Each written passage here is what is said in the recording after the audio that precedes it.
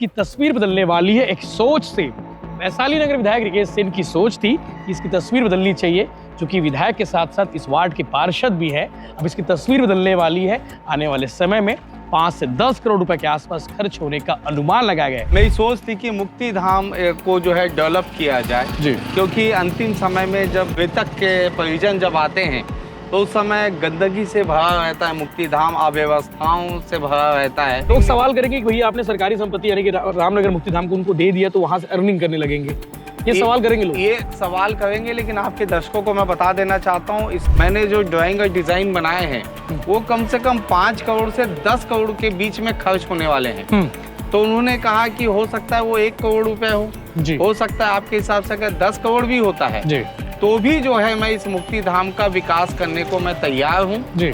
और इसके साथ सबसे बड़ा जो विषय है जी। ये मुक्ति धाम में जो है जी। एक बड़ी लागत के साथ जी। एक नए विजन के साथ जी। हम इसको काम करने जा रहे हैं। आपको 1 साल के अंदर जी। आपको मुक्ति धाम पूरा बदला दिखेगा। अभी छत्तीसगढ़ में राजनांदगांव मुक्ति धाम है जिसे लोग देखते हैं, मानते। डॉक्टर रमन सिंह जी ने इतना अच्छा बना दिया, वहाँ पे लोग बोलते हैं कि तारीफ करते हैं। सुरेंद्र जी ने कहा था कि राजनांदगांव का मुक्ति धाम देख लो तो मरने का मन करता है। तस्वीर में जिसे देख पा रही है रामनगर मुक्ति धाम, इसकी तस्वीर बदलने वाली है। तस्वीर नगर निगम नहीं बदलने वाला है, तस्वीर राज्य सरकार नहीं बदलने वाली है, ना ही कोई राजनीतिक व्यक्ति से बदलने वाले हैं।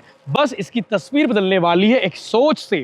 वैशाली नगर विधायक रिकेश सेन की सोच थी कि इसकी तस्वीर बदलनी चाहिए, क्योंकि विधायक के साथ साथ इस वार्ड के पार्षद भी है। अब इसकी तस्वीर बदलने वाली है। आने वाले समय में 5 से 10 करोड़ रुपए के आसपास खर्च होने का अनुमान लगाया गया है। ये खर्च कैसे होंगे, कहाँ से पैसा आएगा, कौन इस पर इन्वेस्ट करेगा, और इन्वेस्ट के साथ साथ यानी कि इन्वेस्ट का मतलब ये है कि इस पर विकास के लिए जो खर्च है वो कौन करेगा, सब कुछ बताएंगे विधायक रिकेश सेन। आज इस पर प्रेस कॉन्फ्रेंस किया। प्रेस कॉन्फ्रेंस के साथ साथ एक अच्छी सोच के साथ इन्होंने एक अनाउंसमेंट भी किया है। रिकेश जी, मैंने जो कहा कि सरकार खर्च नहीं करने वाली है, निगम खर्च करने वाला नहीं है, तो पैसा कहाँ से आएगा इसके विकास के लिए? देखिए, मेरी एक सोच थी जब से मैं यहाँ का पार्षद बना था, अब तो मैं विधायक हूँ। मेरी सोच थी कि मुक्ति धाम को जो है डेवलप किया जाए जी। क्योंकि अंतिम समय में जब मृतक के परिजन जब आते हैं तो उस समय गंदगी से भरा रहता है, मुक्ति धाम अव्यवस्थाओं से भरा रहता है जी। तो मुझे ऐसा लगा कि इसे व्यवस्थित करने का और विकास करने की आवश्यकता है। मैं राज्य शासन से और अपने विधायक निधि से 4 करोड़ रुपए की निधि से मैं करने वाला था जी। तो इस बीच मैंने सोचा क्यों ना इसे पीपी मॉडल में किया जाए, प्राइवेट पार्टनरशिप में। तो मैंने अपने शहर के 50 उद्योगपतियों से मैं और समाज सेवी से एनजीओ के साथ मैंने बैठक की। बैठक में मैंने उनसे निवेदन किया कि मुक्ति धाम के लिए आप लोग भी हाथ बढ़ाइए शासन के साथ। तो उन्होंने सहमति दी, लेकिन वो सहमति ठीक से बन नहीं पा। मैंने उसे आगे बढ़ने के लिए मैं जैसे ही प्रयास चालू किया तो शहर के एक उद्योगपति हैं, चौहान हाउसिंग के नाम से है, उनका नाम अजय चौहान है जी। वो उन्होंने कहा कि मेरी इच्छा है कि मैं अपने माता पिता की स्मृति में इस मुक्ति धाम का डेवलप करूं। मैंने उनसे कहा कि आप कैसे कर पाएंगे, इसमें तो मेरी जो सोच है, मेरी जो कल्पना है, मैंने जो ड्राइंग और डिजाइन बनाए हैं वो कम से कम 5 करोड़ से 10 करोड़ के बीच में खर्च होने वाले हैं। तो उन्होंने कहा कि हो सकता है वो 1 करोड़ रुपए हो सकता है आपके हिसाब से अगर 10 करोड़ भी होता है जी। तो भी जो है मैं इस मुक्ति धाम का विकास करने को मैं तैयार हूँ जी। और इसके साथ सबसे बड़ा जो विषय है जी। वो विषय है कि हमको 2 करोड़ रुपया हर साल लकड़ी के लिए खर्च होते हैं, जो नगर निगम देता है। जो नगर निगम देता है जी। नगर निगम को अधिभार पड़ता है 2 करोड़ रुपए। पहले ऐसे था कि मुक्ति धाम में जो बीपीएल धारी है उनको ही 101 रुपए में लकड़ी देना है। इसका लाभ लेकिन सब लेने लग गए। लेकिन अब इसका लाभ बड़े बड़े उद्योगपति भी आते हैं और वो एक पर्ची कटवा लेते हैं। वो सिर्फ पर्ची 101 रुपए की पर्ची में ही जो है वो अपना यहाँ पे अंतिम संस्कार करते हैं जी। तो इसके लिए भी उन्होंने कहा कि मैं गोबर की लकड़ी बनाऊंगा जी। यहीं पे गोबर की लकड़ी बनेगी जी। और यहीं पे लोगों को उसका लाभ मिलेगा जी। और मात्र 101 रुपए में गोबर की लकड़ी मिलेगी, जिसमें नगर निगम का जो 2 करोड़ रुपए अधिभार पड़ता था अब वो अधिभार भी नहीं पड़ेगा, वो बच जाएगा और उसको बनाने वाले के लिए लोगों को रोजगार मिलेगा। 15 से 20 प्रतिदिन गोबर की लकड़ी बनाएंगे। इसके साथ में जो हम हॉल बनाने जा रहे हैं, जब आप अंदर एंट्री करोगे जी, ये 3 गेट है यहाँ पे। 3 गेट है, एक गेट सामने, एक दूसरे गेट में हम खड़े हैं जो मेन गेट है ये। जी, मैं आपके दर्शकों को, भिलाई टाइम्स के दर्शकों को आप स्क्रीन पे देखिए, आपको थोड़ी देर में आपको दिखेगा कि कैसा ड्राइंग है, डिजाइन है। पहला गेट है। दूसरा जो हॉल है, हॉल में जाने के लिए प्रार्थना सभा, प्रार्थना सभा हमने नाम दिया हॉल का।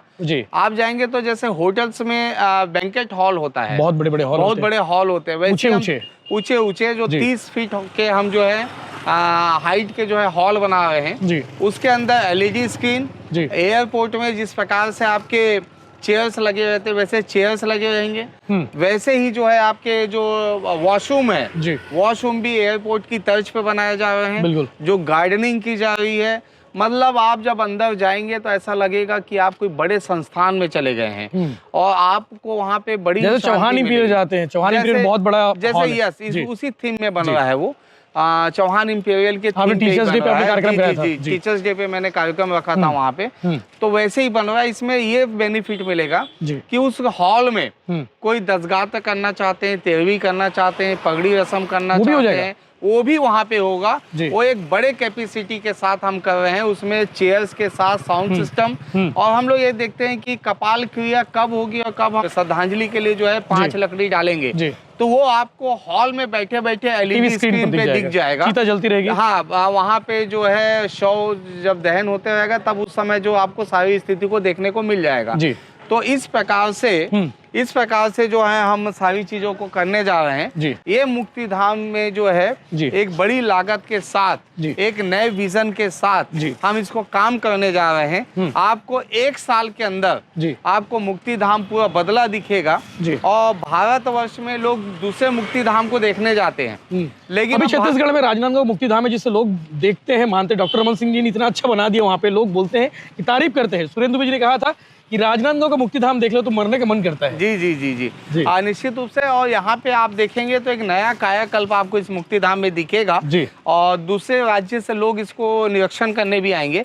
और जो सबसे मेन बात है, बिल्डिंग तो बन जाते हैं, उसका मेंटेनेंस होगा कैसे। तो इसलिए जो है हमने, हमारी जो चिंता थी सबसे ज्यादा वो हाउस कीपिंग की थी और हमने मेंटेनेंस की।